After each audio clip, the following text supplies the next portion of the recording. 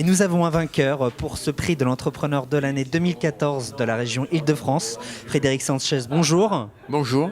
Vous êtes dirigeant de FIV. Oui. Et FIV, une entreprise qui est spécialisée dans la distribution de biens d'équipements industriels, c'est ça? Pas dans la distribution, dans la conception, la réalisation de biens d'équipements industriels. On ne les distribue pas, ce sont nos développements. Donc on propose à nos clients des solutions techniques leur permettant de produire des voitures, de fabriquer du ciment, de produire de l'acier, etc. Et ces solutions techniques sont brevetées. On détient un portefeuille de brevets actifs de plus de 2000. Donc, on est une grosse entreprise innovante.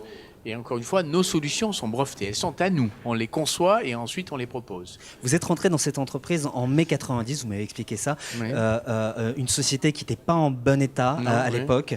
Pouvez-vous nous en dire un peu plus? Oui, vous savez, on est l'archétype de la société industrielle qui a beaucoup souffert à partir de 1973 en France. Premier choc pétrolier, 82e choc pétrolier. Là, de très grands groupes industriels disparaissent. Souvenez-vous de la faillite retentissante de Creusot-Loire en 85. Eh bien, FIV, à l'époque qui s'appelait FIV Lille, est aussi une entreprise martyrisée par le contexte, l'environnement, la situation internationale. Mais alors pourquoi vous voulez rentrer justement? Alors j'y rentre un peu par hasard. Et vous savez, dans la vie, parfois c'est des concours de circonstances qui font un destin. J'y rentre par hasard en faisant du conseil, en travaillant pour une société, à l'époque Ernst & Young, et en faisant du conseil sur une entité particulière de FIV et en proposant des solutions de redressement. Et de fil en aiguille, j'ai été séduit par les hommes que j'ai rencontrés dans l'entreprise, des hommes du Nord, très attachés à leur entreprise, très s'identifiant à elle et en même temps innovants, plein de talents, des ingénieurs remarquables. Et voilà, c'est ce qui m'a fait me dire, mais on peut pas, enfin j'étais pas le seul à l'époque d'ailleurs, on peut pas laisser une entreprise comme celle-là abandonner ses savoir-faire. Essayons, voilà, abandonner ses savoir-faire. Essayons. À l'époque, j'avais pas conscience qu'elle avait 2 siècles d'histoire, que sa création remontait au début du 19e siècle, elle a construit la Tour Eiffel, le pont Alexandre III, la gare d'Orsay, tout ça je ne savais pas.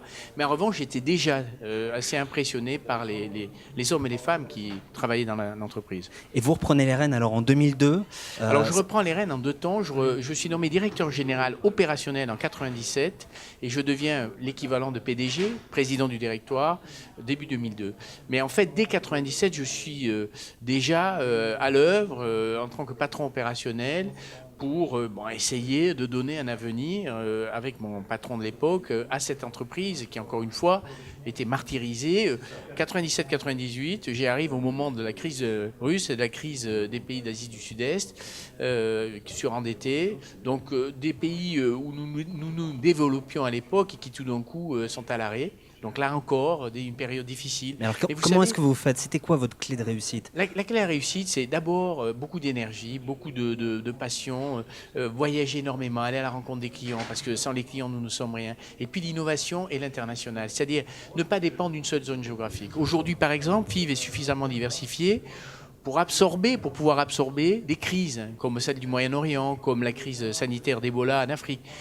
À une époque, nous n'aurions pas pu, parce que nous dépendions à 65%. Quand je rentre dans le groupe, à 80% dépend de l'Europe. Quand elle sort de la côte, qu'on devient président, 65% du chiffre d'affaires de FIV est fait en Europe occidentale, y compris France. Aujourd'hui, on fait à peine 20% en Europe occidentale, y compris France. 80% de notre chiffre d'affaires est fait ailleurs, à l'international. Et aujourd'hui, vous faites 1,6 milliard d'euros de chiffre d'affaires. Oui. Quand je deviens DG, on était à 450 millions, donc on a beaucoup grossi. Donc c'est possible, y compris dans le secteur industriel, à condition, encore une fois, d'utiliser les bons leviers, l'innovation, l'international, les hommes et les femmes, former les hommes et les femmes, les aider à s'épanouir dans l'entreprise. Parce que performance économique et performance financière et performance sociale vont de pair, ça j'en suis convaincu. Un dernier mot à ceux qui nous regardent, des jeunes entrepreneurs et des moins jeunes entrepreneurs. Qu'est-ce que vous leur dites? Qu'est-ce que vous avez envie de leur dire?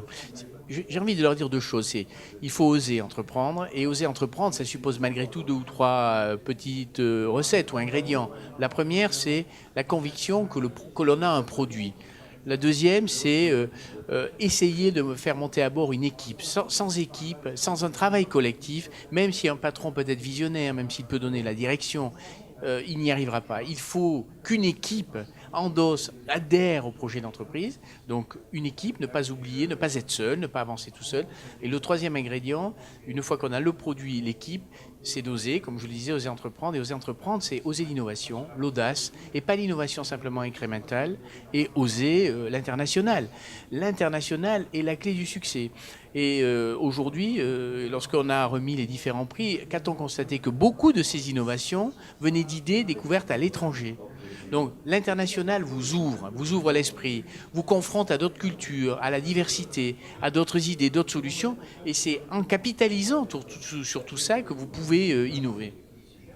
L'international est donc la clé de succès. Merci à vous, Frédéric Sanchez, d'être venu nous raconter l'histoire de FIV. Et bravo encore, je le rappelle, vous venez de remporter le prix de l'entrepreneur de l'année 2014 dans la région Île-de-France. Et nous nous retrouvons le 13 octobre pour la cérémonie nationale. Merci à vous et à bientôt. Merci à vous. Au revoir.